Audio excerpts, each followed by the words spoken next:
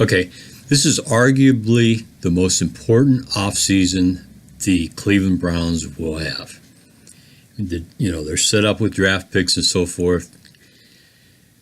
They're going to be undoubtedly probably at the top 1 or 2 on picking. And they're going to have a possibility of bringing a quarterback in.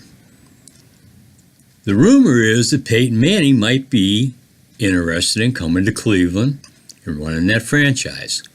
Whoa. Let's take a look first and see why we need him. Okay, why we need him. We need a football guy up there. Okay. We have a rift again between the front office and the coaching staff. That's pretty normal around here, right? I mean, that's all we hear about here in Cleveland, in the Cleveland area. Who's wrong right here? Who's to blame for all this here? I like Hugh Jackson. Okay, I'm going to start with Hugh Jackson. I like him. I really do. I was excited when he came in, like most fans. But I'm not 100% sure that this guy is a head coach. I mean, some of the calls he's made on it, I think he's cost the Browns some games that they had a possibility of winning with his management out there and everything. So, and I'm looking at this from the outside and everything like that there. I realize that. But when you go back to the London game, and the end of the first half, and the Browns are inside they're getting ready to score a touchdown. They're down by 3. They're getting ready to score a touchdown. Clock's running down. No problem. They got 2 timeouts. Third down comes up, and they call a timeout with 40 seconds left on the clock. Seriously? For what? You can't run that clock down and to keep the ball away from the other team and everything. You can't run that clock down to 10, 12 seconds or something. Run your play and then call your next time out or something or that. I mean, you can't do that. And fine, okay. So Minnesota might have called time. Then fine, then they burned one of their timeouts. They had 3. So one way or the other, it was a dumb call, and it was not like hindsight. Everybody at the beginning, immediately when it happened, I'm sure all fans were sitting there saying, "What is going on?" The announcers were talking about it.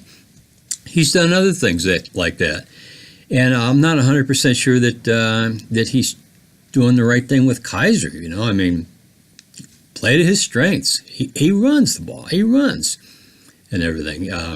Let him run. Slide, but let him run. Okay, so now we go to the front office. Okay, DiPodesso, one of the most famous things around here that he said is, or infamous, I guess, is Carson Wentz. This before the draft two years ago. Carson Wentz, we don't see him as a top 20 quarterback. Okay.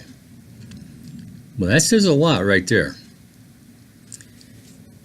Maybe people weren't sure where he was going to be, but the guy's big, he's strong, he had accuracy in college. He was the type of quarterback that would look good in the division the Browns are in. A Ben Roethlisberger type of quarterback, but maybe with a little bit more movement. He can get out. Roethlisberger can shake things off, but maybe Wentz is a little more athletic than Roethlisberger is what I want to say. But I also put the blame right there on Jackson. He fell in love with RG3. The ground shook. The ground shook whenever I watched him work out. So he wanted Goff. Goff was going to go number 1, and apparently didn't have the interest in Wentz. And he's the quarterback guru. Okay, so whatever, okay? I'm not going to go into the Watson thing because I know a lot of people were not sure about Watson. But Wentz, the size and everything else, that says a lot. Sashi Brown, excellent at trades. I mean, doesn't get what we, any top-notch people that are going to come in and make immediate impact or anything like that. But he can sure as heck trade and all. But, you got to scratch your head at the Osweiler deal. $16 million, we bring Osweiler in. He takes up time, from the other quarterbacks getting snaps and so forth because he's getting the snaps. And then they let him go. They don't get anything out of him. So in order to make up for it, they got to drop their middle linebacker that the coaches really wanted. They trade him back to the Jets. I can't think of his name. And then Joe Hayden, who, he's lost it. He's not as good as he used to be, but he was, you're going to drop a Joe Hayden. I'm sure that Williams could have figured out how to use him in the defensive backfield. So you got to worry now in the offseason. It's like, okay, well, we got all these picks, but we don't have anybody up there that really knows about picking. What if Peyton Manning decides to come to Cleveland?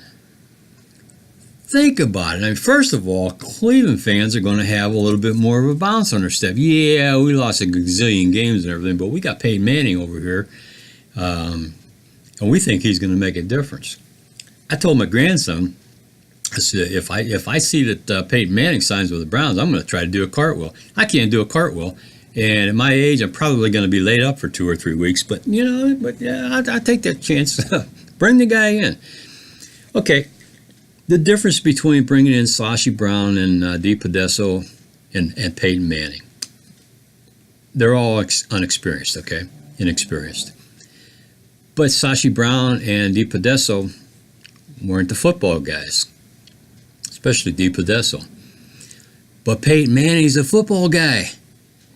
The guy picks people's brains. He already knows football as it is, and he picks people's brains. I guess he went to the combine and went around picking the brain of everybody at the combine. What are we looking for? How do we do this? So what are we setting up for? Then he sits in on somebody's draft meeting. I sure wish we could find out who that was during the draft, and he learns about drafting and everything. This guy is just, you can almost look at him and watch his brain just going, analyzing everything, even as he's pitching Papa John pizzas. Okay, you can just you could see the guy is intelligent. The guy is a football guy. Excuse me.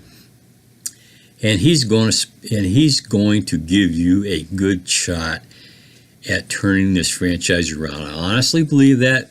Could be wrong, but you know what? It's kind of like when the Browns picked Garrett. Okay, it could one of the first good picks that they really made. Yeah, it could turn out not to be that good and everything, but you can't fault them for it. You can't fault them for it, okay, because everybody thought the same thing. If they bring in Peyton Manning and he doesn't work out, you can't fault him for it. You gave it a heck of a shot bringing in somebody like Peyton Manning. He sure as heck isn't going to be a Mike Holmgren sitting around, doing nothing, looking at the clock and saying, I got to go home. 5 o'clock, I'm out of here. So bring him in. I mean, we need to get this, let him figure out, are you keeping Jackson? I wouldn't mind seeing him keep Sashi Brown, and it may be even DePodesta. I don't really know what he does there, but, the analytics should come into play. I'm sure it comes into play. Bill Belichick uses them. So, but now get the guy in charge right here and let everybody go through him. Jackson, you can't go to, we're not going to let him go to the owner anymore if Peyton Manning would decide to keep him as a coach. You're not going directly to the owner. You're going to Peyton Manning.